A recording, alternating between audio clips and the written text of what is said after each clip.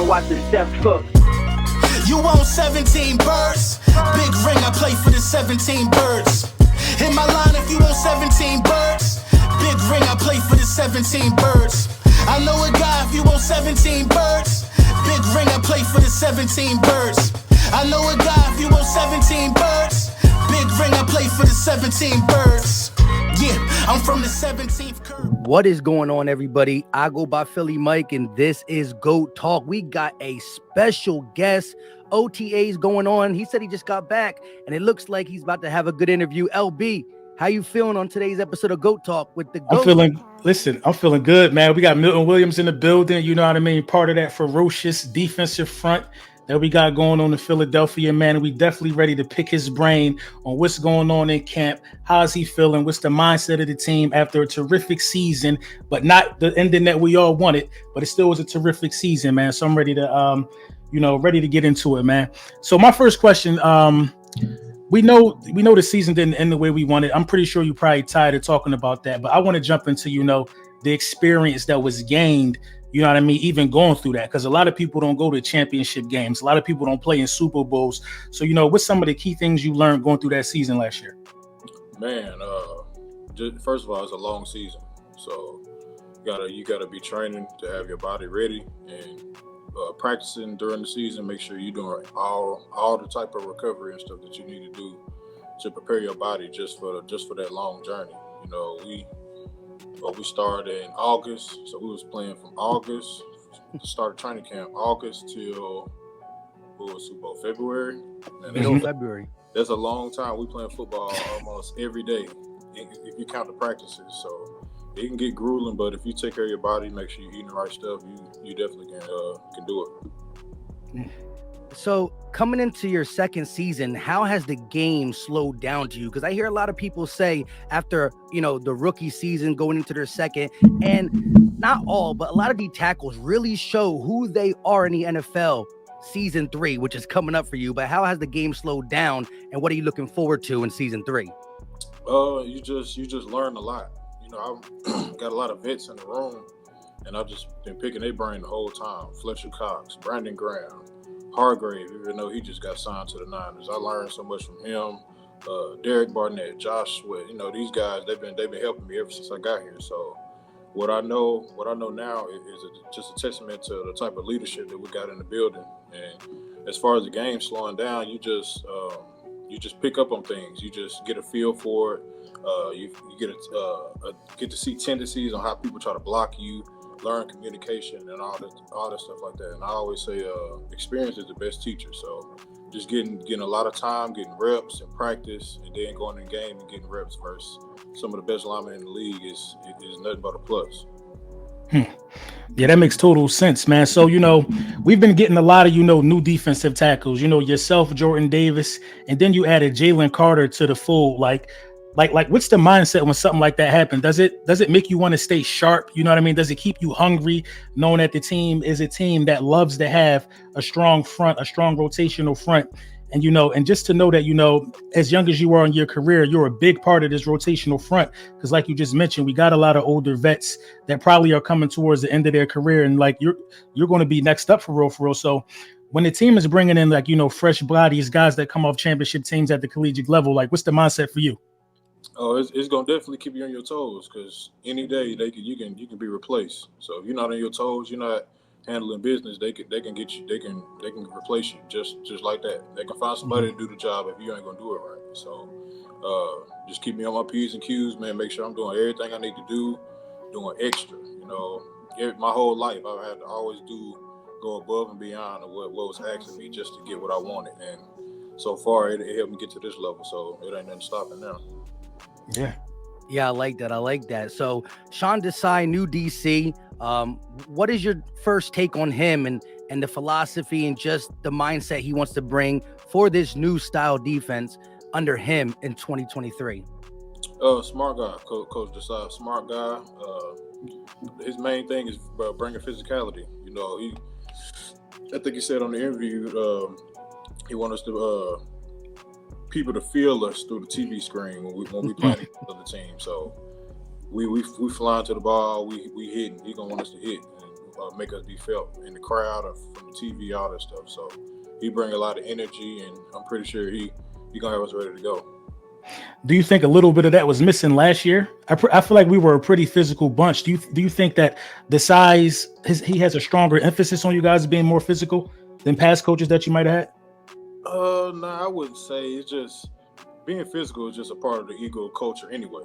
Right. So, I mean, they could say that, but we are. And then with our D-line coach Tracy Rocker, he gonna make sure that we being physical anyway. If you ain't being physical, you can't play for him. So, you know, all the coaches on the staff, they understand that offensively and defensively. You just cut the film on, you can see. So you just keep preaching the same message, trying to spread it to the new guys and try to keep this thing rolling. How has your game evolved while playing in the NFL on this D line, being versatile, because we had so many D tackles last year? We have a bunch coming in this year. You play with not only Fletch, but Sue came in, Linval after Jordan Davis and Marlon T got hurt. But how has it been translating to be inside, outside, playing all over that D line, and where do you still feel more comfortable?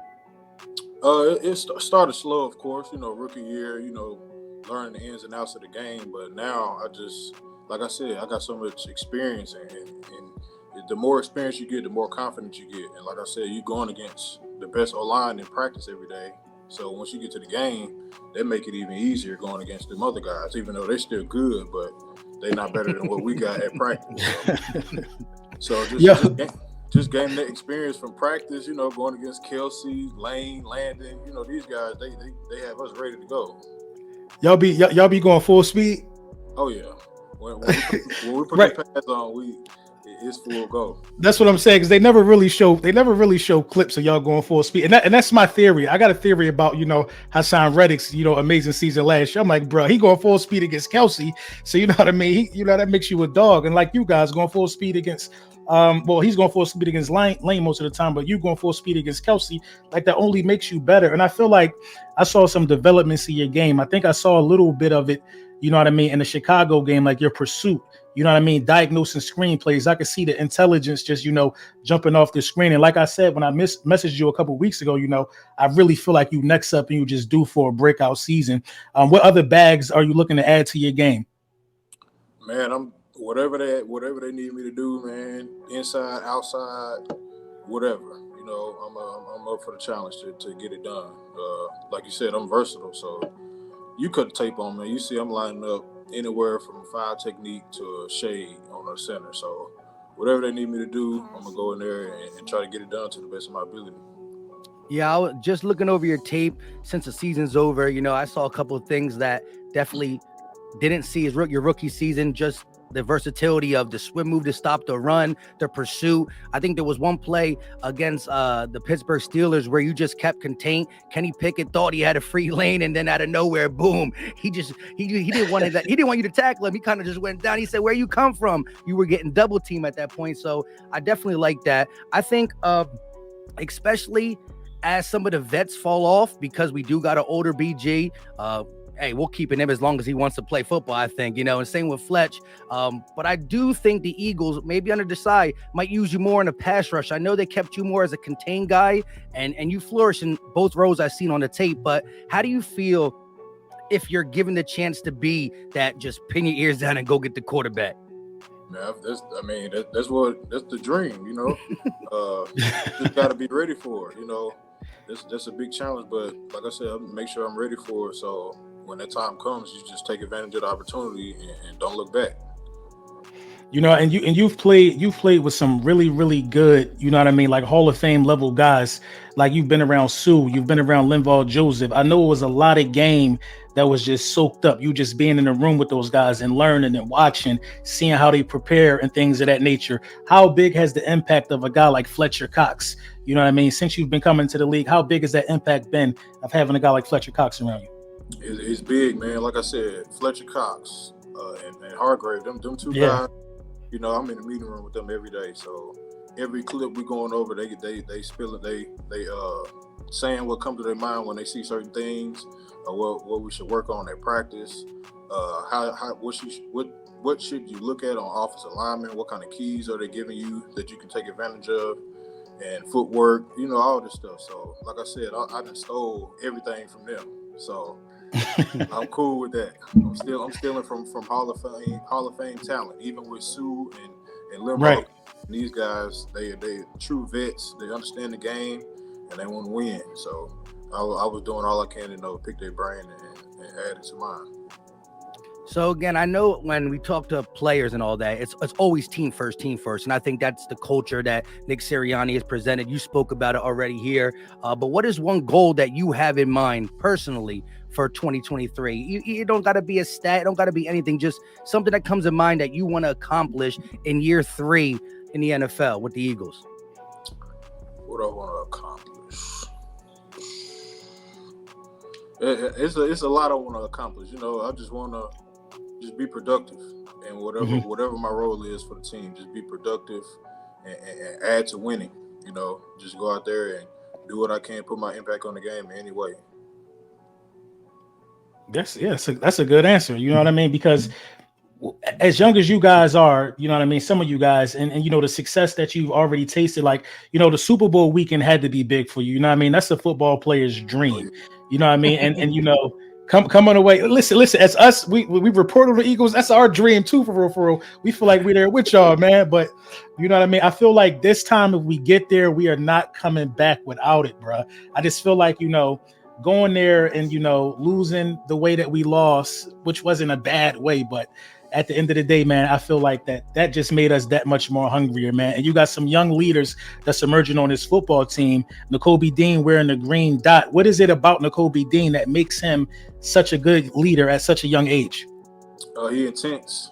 He knowledge of the game, and he been in the system. Kind of like I was my rookie. He been in the system, so he kind of waiting in the wings, learning Right. as much as he can from the vets that was in front of him now, and I think he's ready to take off. Mm-hmm. Yeah, so speaking on the Super Bowl, I know that, a lot of the narrative is it's really hard to get back. You're not the hunter, you're the hunted, all that. How has getting back, because OTAs ain't the same as training camp. That's when you really put on the pads.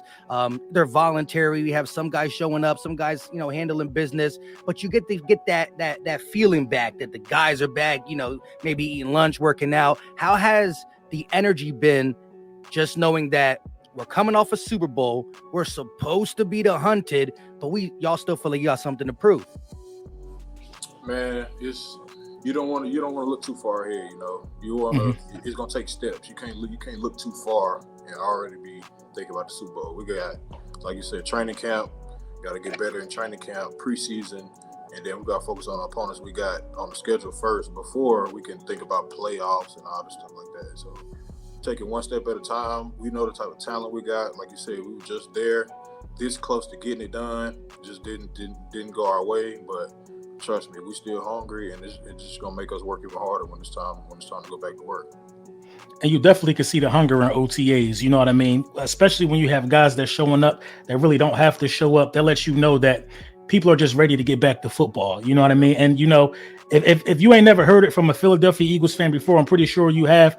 Yo, we got so much love for y'all, man. And just the togetherness that y'all bring to the city, man, is just unmatched, man. You guys got 3-year-old Eagles fans running around here saying fly Eagles fly. You know what I mean?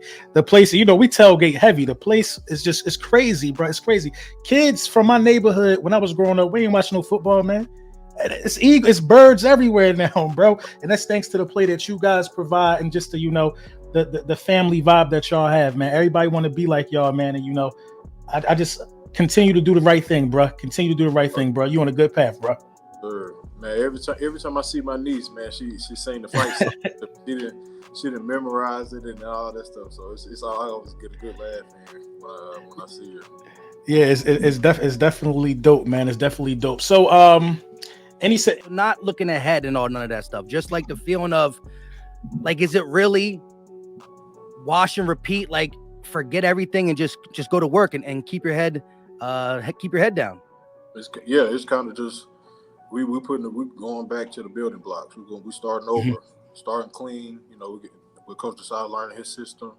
All the players coming in, getting it working. Like I said, we starting from the bottom, fundamentals, all this stuff to, like I said, slowly build up until it's time to really you know, playoffs and all that stuff like that. But we got to build. We got to build.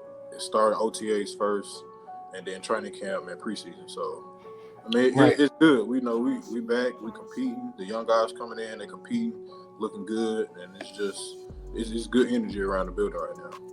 Yeah, I like that. It's such an unproblematic culture that you guys have over there. It's kind of like you guys are just free to worry about football. You know, the Eagles are not in the news or in the media for anything negative. Haven't been for the last couple of years. And to know you have these grounded veterans, guys that have been in multiple Super Bowls, who are able to keep the young guys grounded, and guys are able to come back and start from the bottom. It's just refreshing. It's hard to not be confident in this football team. It's hard. I know you guys don't want to do it, but listen, I'm gonna be talking crazy all year, bro. It's gonna be hard for me not to do it, man. I'm trying to be as humble as y'all are, bro, but I'm gonna be talking, man. I get on Twitter now and then. I see you be going at it with some fans and stuff. I get a good laugh. I be trying to leave them alone, man, but they be forgetting who we are, man. It's Philly, man. It's the Eagles. I be trying to leave them alone. Yeah, that's our job. We got the microphones, so we do the talking, right. Y'all do the work. But I do want to ask you one more question, though. There's a narrative out there for some players as it pertains to the Thursday night game. How does Thursday night games feel to you? Like, is it a big adjustment from college playing on a Sunday and then maybe coming back to play Thursday? How does Milton Williams feel about Thursday night games? It's definitely a quick turnaround. You know, playing Sunday to Thursday.